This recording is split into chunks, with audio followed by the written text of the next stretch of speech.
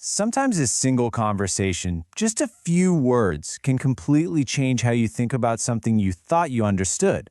That's exactly what happened to me the other day. I was chatting with a friend, and he said something that, well, I'm pretty sure you've heard it before. Right. We've all heard that one. It's this classic complaint, this idea that kids these days are just so self-involved. And my friend, he said it with this tone, like he was just waiting for me to nod my head and agree. But I didn't.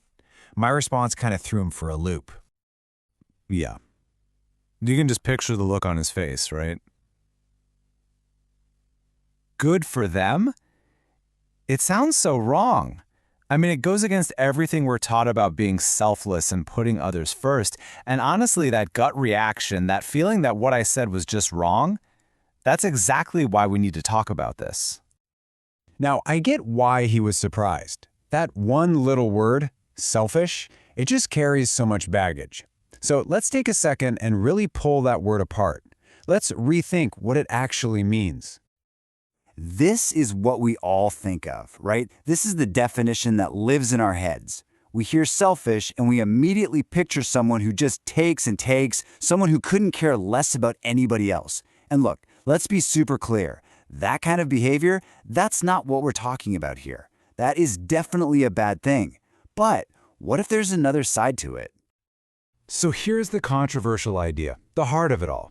What if focusing on your own growth, your own stability, your own well-being, a different kind of selfishness, isn't a bad thing at all?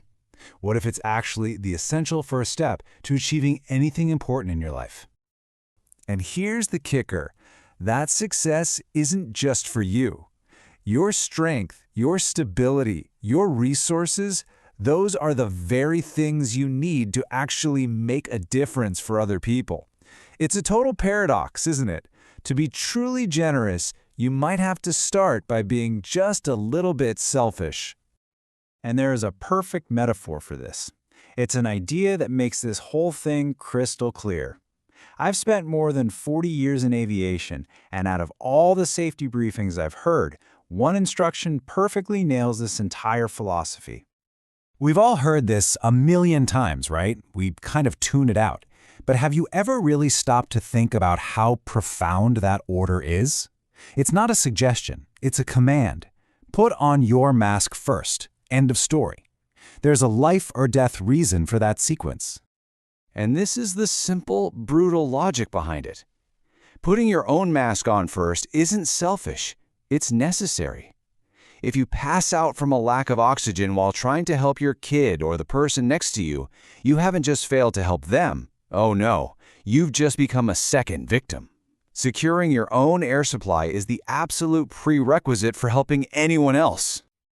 Okay, so that makes sense at 30,000 feet. But how do we bring that oxygen mask rule down to earth, into our everyday lives? Well, it actually builds a really practical framework for how to operate. Just think about it in real terms. How can you possibly help someone move house if your back is out? How can you be a shoulder to cry on for a friend if you're completely burned out and anxious yourself? And how can you help someone who's struggling with money if you can't even pay your own bills? You can't. It's that simple.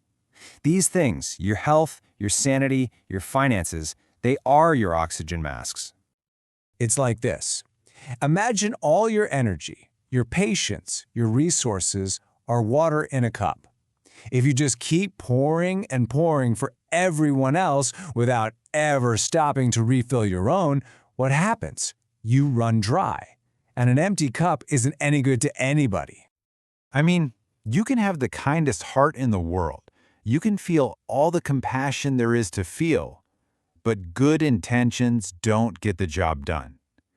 Without the actual capacity, the strength, the time, the money, to act on that compassion, it just stays a feeling.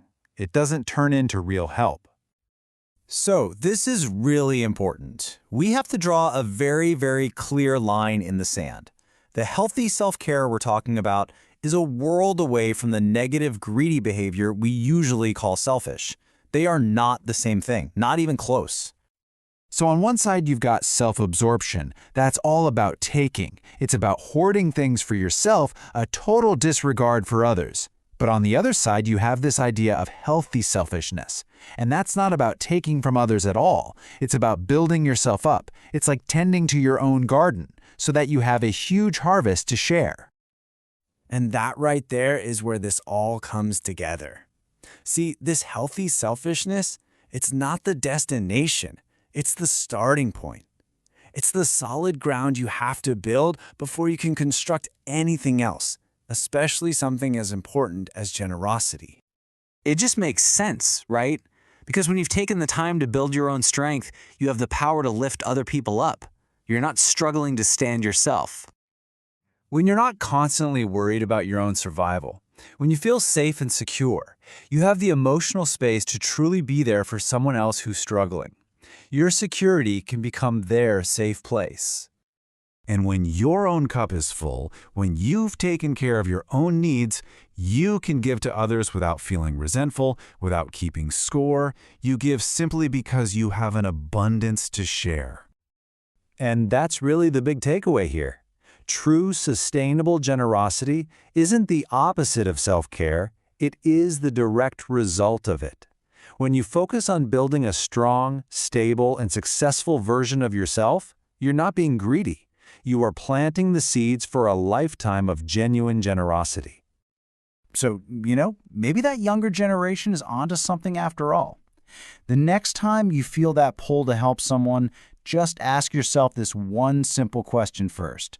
Because taking care of your own needs isn't a selfish detour from helping others. It's the only path that actually leads there.